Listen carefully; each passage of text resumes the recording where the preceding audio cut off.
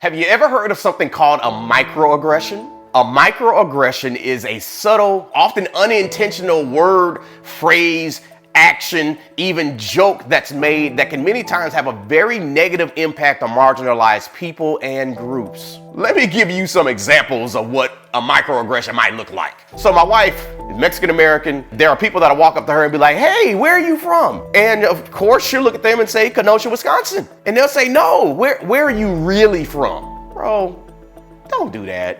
Or one of my personal favorites is when I was growing up and I would have people look at me and be like, "Wow, you are so articulate for a black guy."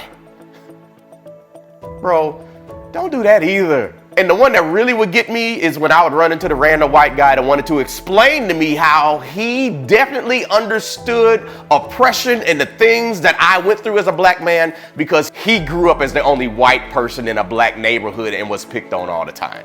Obviously, that's the same thing as systemic racism. Either way, I want you to know that microaggression can have a very harmful impact on a person's mental and emotional health. And if we're going to create a much more inclusive and respectful society, that work has to start here by understanding what it is and doing everything possible to avoid doing these types of things to those that will be harmed by it the most. For more content like this, hit that follow button.